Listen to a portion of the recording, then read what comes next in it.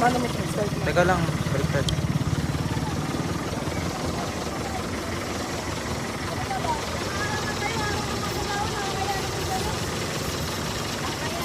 Sahod nyo, kami pa yung nakikipaglaban para sa inyo. Tapos gaganito yun nyo. Nasaan mo ang violation? Kung wala akong may pakita.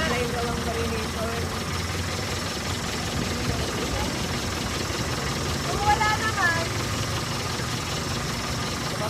bakit ko itatawag ba ang violation kung nasa inyo ho? Nasaan ang violation? Kayo ang pulis.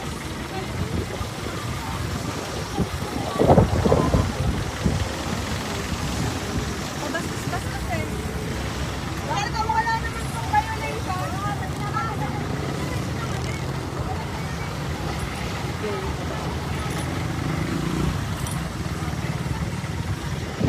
Tatlong minuto na ako kami dito. Wala akong pagkakataon dito eh. Ano lang violation niya? Sabihin mo na. Bakit ang complain na may gate nga? Kuya, Alam niyo ba ang out of line? pero hindi naman siya namamasada. Bakit mo siya sabi? Kuya, kasi sa office na dinedelay mo kami. Araw ng bandi hindi ka magagawa. Kuya, trabaho ba to? Sinasabi mo may violation kami, hindi naman namamasada si Kuya. Ang out of line para sa mga namamasada lang. Ito ay private car. Meron din pintuan. May pintuan ng kanyang jeep. Speaker, tunis yung mga standard protocols niya, hindi nyo alam? Ang gipit ng mga manggagawa, marami tayo. All this is delaying. Masaya kayo na sumasahod kayo ng gano'n? Kinikip mo yung mga tao dito? Hindi nyo nakita sila pumapasa ng presyo ng langis, hindi naman kayo. Hindi na naman kapasada ng maayos ng Ako mga hindi nyo rin dapat. Pinapakita lang dapat. Kaya naman kayo. O may problema po ba sa lisensya niya? O balik po na ako, wala naman palang problema. Ito mo police kayo, hindi nyo alam ang sarili ng mga standard protocols. Hindi mo naman pala alam eh. You're supposed to serve the people. Kuya, wag niyo po kunin yan. Ah, bakit po kayo? Ba't ilalayo pa? Oo. Dumikit ka lang.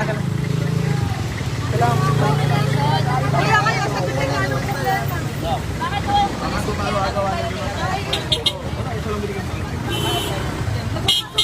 Nagkukaso tayo ng dating dito.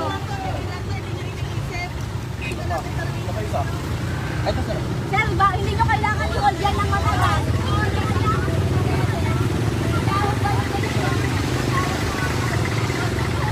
Sa araw ho ito na magagawa.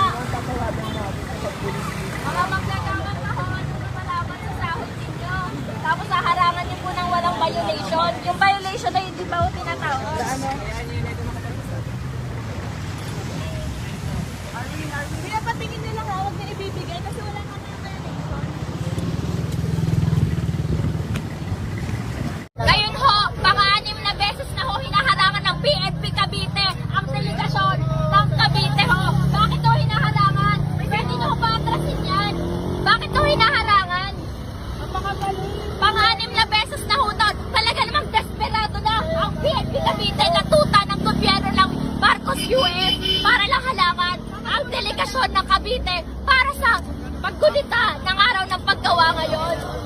Krisis ho sa sahod, krisis sa presyo ng bilihin, at krisis sa sahod ng mga pulis na to ang dahilan kung bakit tayo naririto. Pero ito pang mga pulis na to, pang-anim na beses na ho nakakatismaya at nakakagalit na ho. Ang mga kasama ho namin mga lokal na maralita ho ay nagkakasakit dahil ni-stroke na ho at nahihirapan na ho huminga katulad din po namin. Kaya naman ho, yung jeep po na ito, hinaharangan pa po sa pang-anim na beses. Sinadya ho nga sa gasalo ang aming jeep para lamang po bayad po itong jeep na ito para harangan ang delegasyon ng Cavite para hindi kami tuluyang makadugsong sa Kalambang. Pang-anim po itong beses. Una ho, sa Rosario, pangalawa sa Imos, pangatlo ho, sa Molino, at pang-apat ho dito, pinutasan ho kami.